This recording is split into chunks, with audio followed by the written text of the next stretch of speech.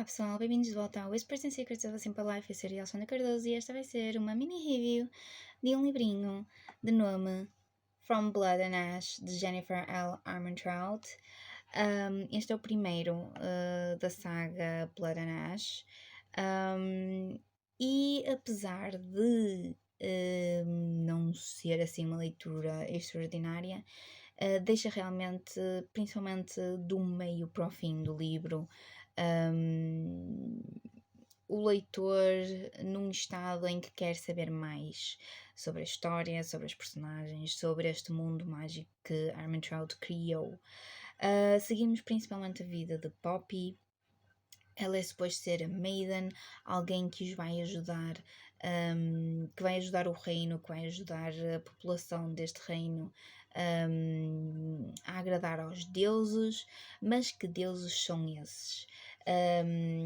Eu não vou dizer o que são ou o que será, porque acaba por ser uma espécie de um spoiler para a história em si, mas nesta sua caminhada para a Ascension, acho que é assim que se diz, ela conhece Hawk após a morte de um dos seus guarda-costas, digamos assim, e entra ao serviço Hawk, que lhe vai mostrar uma série de coisas que ela, apesar de já ter a noção, ainda não tinha experienciado. Depois temos uma personagem Victor, temos o Duke, que é um bocadinho só apetece bater-lhe. Temos uma série de outras personagens que realmente aquecem o coração, mas é principalmente Poppy e Hawk que nós seguimos nesta caminhada para o final do livro. Como todos os primeiros livros, às vezes podem não captar logo a atenção do leitor, porque a autora, neste caso a autora Jennifer L. Armentrout, está a criar um novo mundo, está a explicar como o mundo funciona, ou pelo menos uma primeira noção de como o mundo funciona, porque depois há umas reviravoltas que fazem com que o leitor e as próprias personagens fiquem a pensar se realmente o mundo deveria funcionar assim ou não. Há muitos segredos, há muitos perigos por causa desses segredos, e por isso From Blood and Ash não é, para mim não foi uma leitura de 4 ou 5 estrelas, foi uma leitura de 3 estrelas, e foi isso que eu dei no Goodreads, porque realmente explica muita coisa, mas sem explicar, por assim dizer, porque depois há realmente uma grande reviravolta com uma das personagens, que eu não vou dizer qual é, senão seria spoiler para quem ainda não leu o livro, mas que eu amei do livro. Há ali uma situação que eu digo assim: será que essa personagem é o que diz ser?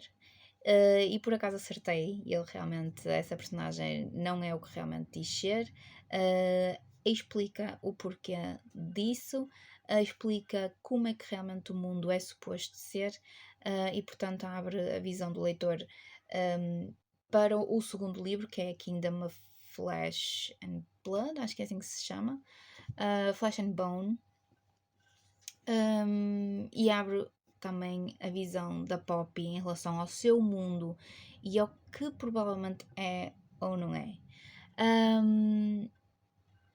Eu sei que é assim um bocadinho devagar pela história, porque realmente tem muita informação, lá está, é um primeiro livro em que se está a criar uma nova história, em que se está a conhecer novos personagens. Eu já ouvi dizer que o segundo é bem melhor que o primeiro, por isso eu vou continuar a história porque quero realmente conhecer ainda mais estas personagens e este mundo.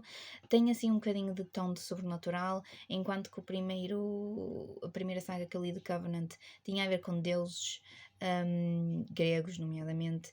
Esta tem a ver um bocadinho mais com sobrenatural, ou seja, há umas criaturas que dão ideia de serem vampiros, pela maneira como agem, pela maneira como se alimentam. Portanto, há aqui uma mistura de fantasias, por assim dizer. Por isso, se ainda não leram este livro, leiam, se estão com curiosidade e eu aconselho a ler, quem estiver assim na dúvida, eu aconselho a ler quem gostar, quem querer ler, quem quiser ler uma história diferente,